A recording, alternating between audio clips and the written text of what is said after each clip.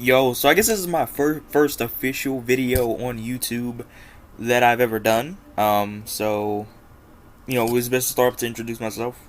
You know, this channel is just for me personally, like for me, like ranting on stuff and talking about video games and stuff like that. This isn't really it's not a serious venture, is what I'm trying to say. But so we gotta talk about why Cyberpunk. Why, in my personal opinion, you can have your own opinion, but why I personally think Cyberpunk isn't a very good game. And what it's lacking and what I would like to see. And basically it should be, a way better experience than what we got. You know what I'm saying? Like there was a whole lot of things they lied about in the advertising, which there's like whole videos on it, bruh. Like I'm pretty sure one dude did a video. I might leave a link in the description to that video where the I forgot the dude's name, but he was basically talking about how Cyberpunk was like all the lies that CD Projekt Red spread about the game including mechanics and stuff like that. So it's a very interesting concept because we've had this happen numerous times where developers or publishers have lied through their teeth on these public platforms talking about how good their game's going to be, and showing off fake footage, which is a consistent thing, but we're not even really going to get into that. You know what I'm saying? I just got into it. But we're not going to get into that deeply because we're just going to be talking about why it's just not a good game, even without like the bugs and glitches and everything like that. So, first off, we got to get started with the gameplay. The gameplay throughout this entire game is basically Bullet Sponge City. It's basically just eating bullets. You shoot, they take bullets, they take like 5 headshots, which is ridiculous. Now, CD Projekt lied about this, in the advertising. Apparently, they weren't supposed to be bullet sponges. Originally, they were supposed to be like normal enemies, but that's kind of like a thing with a lot of video games. Like, it's like you have bullet spongy enemies, and it's kind of to be expected because it's an RPG. Most RPGs seem to, like, that have guns seem to have, bullet spongy enemies, or basically tanks, like, damage soakers, in terms of, that, because, you gotta upgrade your character, and you gotta make your character better and stuff like that. So, yeah, that was a lot of gameplay. Is kind of weirdly boring. Like, it's kind of boring, kind of isn't. It's like, you have, like, technically what could have been interesting mechanics with the cyberware, not really shown off to its full potential, because, like, there's only, like, there's a couple of cool upgrades, but most of it doesn't really mean much. Like, it doesn't, there's a couple of cool upgrades, like the rocket launcher arm. The Mantis arms were cool, but they don't do much damage. They're kind of weak, so there's really no point in using them. You might as well get the arm launcher. There's the double jump thing. There's also, like, the hold for a longer jump type thing. And it's kind of a weird thing where, like, the upgrades don't really mean a lot. Even though I was talking about that, like, they don't really mean a lot in terms of the grand story, which we'll get into the story later. But it just doesn't really mean much. Like, your character gets upgraded, that's it. Nothing really changes. Which they kind of lied about in the advertising. They were acting like if you do this, like, they were gonna question your humanity or something like that. But that isn't the case. Your character stays the same throughout the entire game. Maybe during the original drafts of the game, they wanted it to be like that. They wanted it to be this kind of, big, sort of, all your choices affect the story type thing. But Keanu Reeves came on board, kind of messed that up. They had to rewrite the entire script. So now we're gonna get into the story, which, the thing is, the story is kind of weird. It's like, originally they advertised it as kind of this GTA type experience where your character would go through the ranks. But the main issue is that your character is literally dying 99% of the time throughout the entire game. He's dying. The chip in his head is killing him. So that that element is thrown out the window. And there's also kind of a little bit of ludonarrative dissonance where your character is dying, and it's kind of like Fallout 4 in that way. Like, your character is dying, why would he want to go through these side missions? Like he's literally dying. Wouldn't it be better for him to just, go straight through the main plot? It just doesn't really make any sense. You know what I'm saying? But I personally, I think the whole little net of distance thing is overrated. You know what I'm saying? People throw the fucking term around like it's anything. Basically, they just throw the term around. Like they just throw it all around. Boy, it's a very, very telling situation here. Like it's like, well, like maybe originally it was supposed to be that way, but Keanu Reeves came on board again, and they just, they had to change the story and rewrite it. And the story isn't really that good, personally. I mean, the story's alright. It's alright. But there's obvious issues with it. You know what I'm saying? Obviously, the false advertisement for the story is one of them. It's one of the bigger issues with this game. It's a very, very weird experience. It's what else here? What else? About the story that I feel like the main issue is that the story doesn't really handle the themes that most like media that's similar to it does. Like, you get what I'm saying? Like, they don't really touch on the themes of humanity. Like, they touch on like just a little bit, just a little tinkle of it every once in a while, but they barely ever touch on it. They don't really touch on it. All that much. Like, oh, Johnny, Silverhand is Ingram, right?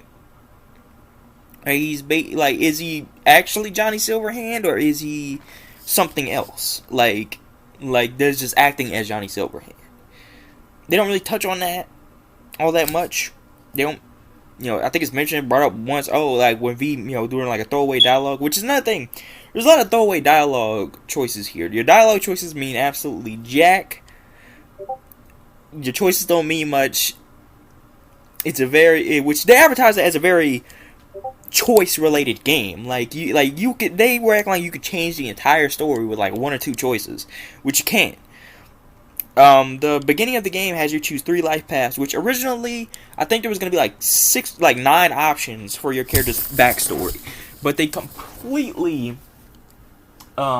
screwed that up. Like they completely screwed that element up with the life paths. Like, because the life paths mean very little. There's maybe a couple of extra side quests. Like, I did the corporate background, and there was one side quest. Like, you don't even get to take down the dude that fired you. Like, basically, like, I don't even think you get to take this dude down. He's brought up. You don't fight him or anything. You know what I'm saying? You don't even see him again, which wasted potential there. At least for the corporate background. I don't really know about the Street Kid and Nomad, because I got that junk refunded after a while. I got Saints Row 3 Remastered, which, speaking of Saints Row, it's all about customization. Now, in comparison to a lot of games, I've seen, it's the customization for Cyberpunk 2077 is not that good. It really speaks to me that games from 10 years ago can have better customization than games that currently come out. Because Saints Row still, in my personal opinion, Saints Row and the older WWE games, actually the new ones too, have some of the best character customization. And they still do. And I feel like maybe Cyberpunk originally the customization was meant to be better because they brought up body types, they brought up all this other stuff. Like, they brought up body types and stuff early on. It was oh, we could change your character's body type. We got the best character creator. And I'm like, okay, that's cool. But then the game comes out, you can't change your character's body type. Male V, female V, same voice as well, which it doesn't really match up, because it would have been better if they should have pulled a Saints Row where they have multiple voices for a male and female version of V, because some people might not like the other voice, or they might not think that it fits with their version of V, which is not like V in himself is a pre-established character. I mean, like it's just like really like there's no point. Like he even has his own name. Like bruh, like I'm pretty sure like if his name is Vincent, so it's like it's not even like you don't even like they literally like he's basically entirely pre-established. There's no acute differences. There's no big differences between the life paths. Character customization isn't that good.